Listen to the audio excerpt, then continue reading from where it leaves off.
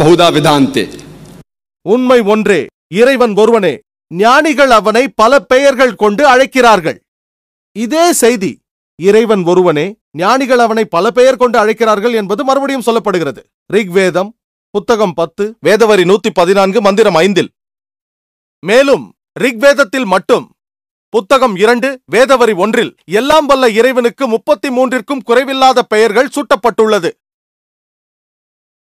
ரிக்வேதத்தில்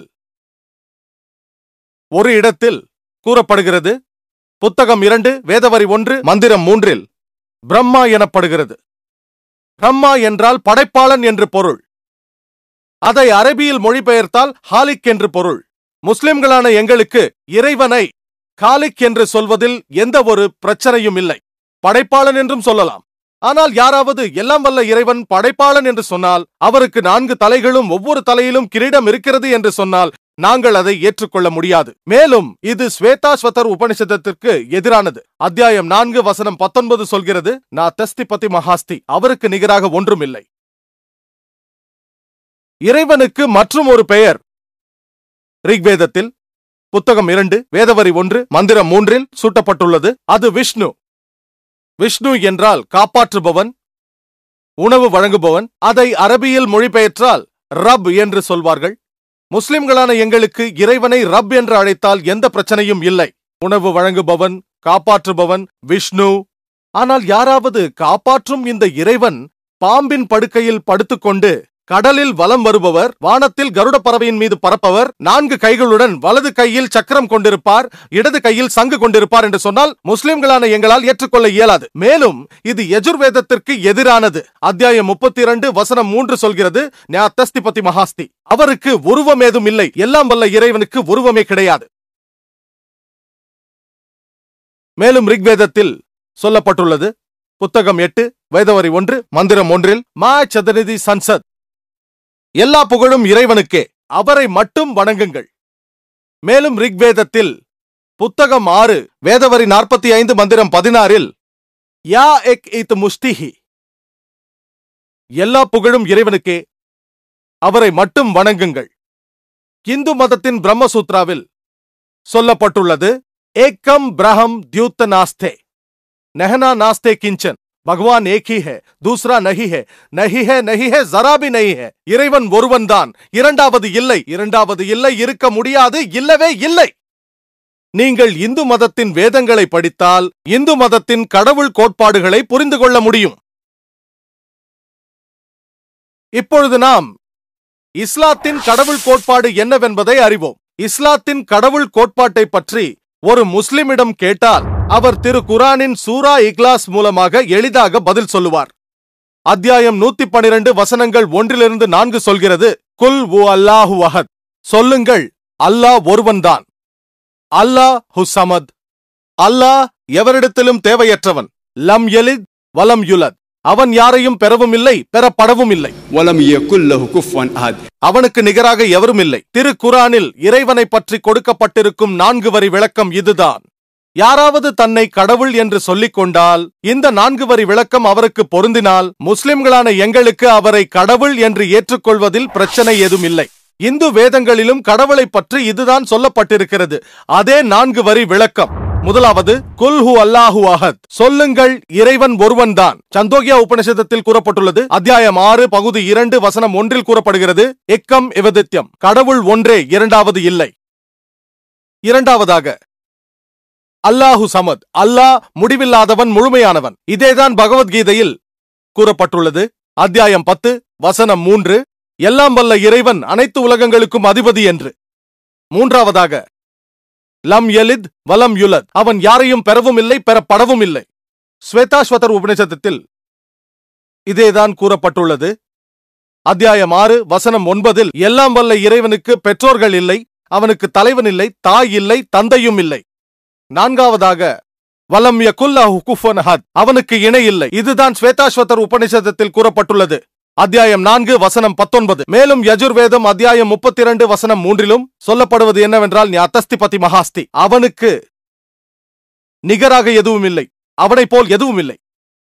அதனால் யாராவது தன்னை கடவுள் என்று சொல்லிக் கொண்டால் அந்த நபர் இந்த 4 வரி விளக்கங்களுக்கு பொருந்தினால், அதாவது சூரா இஹ்லாஸில் சொல்லப்படுவது போல அல்லது இந்து வேதங்களுக்கு பொருந்தினால், முஸ்லிம்களான எங்களுக்கு அந்த நபரை கடவுள் என்று ஏற்றுக்கொள்வதில் எந்த பிரச்சனையும் இல்லை. உதாரணத்திற்கு பலர் சொல்கிறார்கள், அதிகமானோர் பகவான் ரஜினிஷை கடவுள் என்று சொல்கிறார்கள். கேள்வி பதில் நேரத்தில் இந்து சகோதரர் ஒருவர், இந்துக்களான நாங்கள் அவரை கடவுள் என்று ஏற்றுக்கொள்ளவில்லை என்று. எனக்கு தெரியும், எல்லா இந்துக்களும் அவரை கடவுள் என்று ஏற்றுக்கொள்கிறார்கள் என்று நான் சொல்லவில்லை. ஆனால் சிலர் அவரை கடவுள் என்று சொல்கிறார்கள். நான் இந்து வேதங்களை படித்திருக்கிறேன், அதில் எங்குமே பகவான் ரஜினிஷை கடவுள் என்று சொல்லவில்லை. ஆனாலும் அநேக மக்கள் பகவான் ரஜினிஷை கடவுள் என்று சொல்வதால் அவரை சூரா இஹ்லாஸை வைத்து பரிசோதித்து பார்ப்போம் மற்றும் இந்து வேதங்களை வைத்தும் பரிசோதித்து பார்ப்போம். முதலாவதாக குல் ஹு அல்லாஹு அஹத்,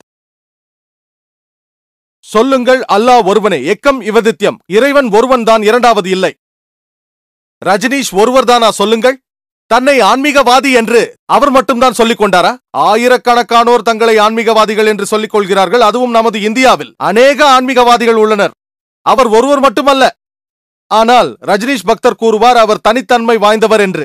அதனால் நாம் அடுத்த பரிசோதனைக்கு செல்வோம். அல்லாஹு சமத், அல்லாஹ் எவரிடத்திலும் தேவையற்றவன்.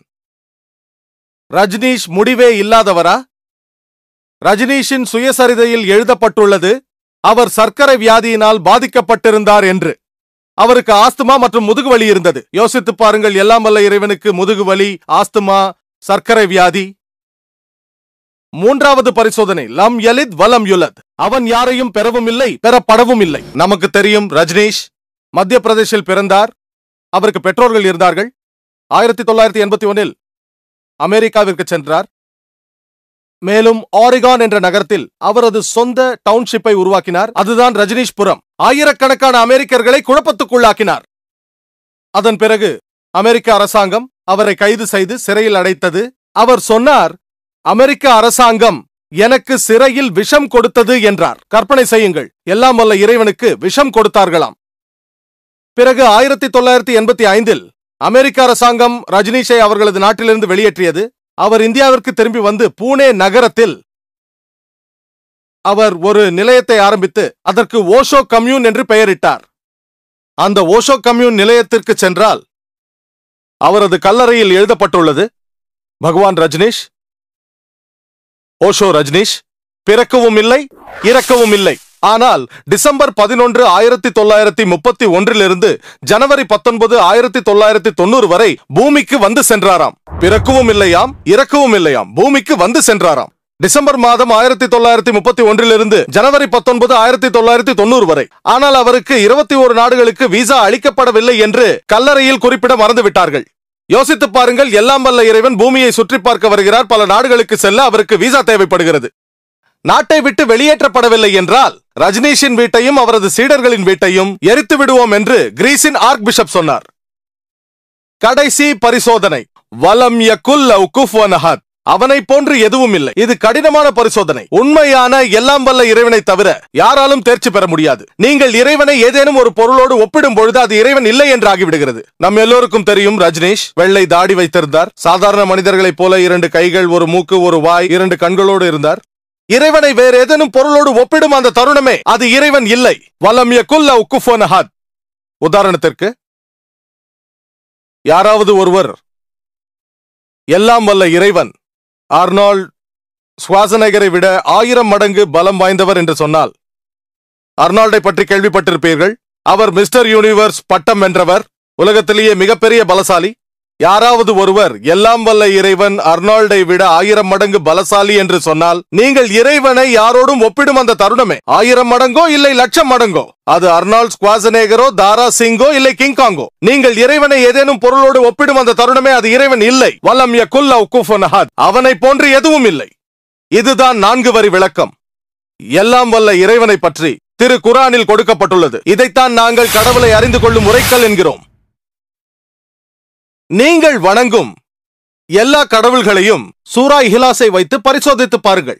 உங்கள் கடவுள் சூரா இஹ்லாஸ் மற்றும் இந்து மத வேதங்களின் பரிசோதனையில் தேர்ச்சி பெற்றால் அவர் உண்மையான கடவுள். இல்லை என்றால் அவர் உண்மையானவர் இல்லை. திருக்குர்ஆனில் அல்லாஹ் சுப்ஹானஹு வ தஆலா சொல்கிறான், சூரா அல் இஸ்ரா அத்தியாயம் 17 வசனம் 110 அல்லாஹ் சொல்கிறான், قل ادعوا الله عبد الرحمن أيما تدعو فله الأسماء الحسنى. அவனை அல்லாஹ் என்றோ ரஹ்மான் என்றோ சொல்லுங்கள். நீங்கள் எந்த பெயரை கொண்டு அழைத்தாலும் அழகிய பெயர்கள் அவனுக்கு சொந்தமானது.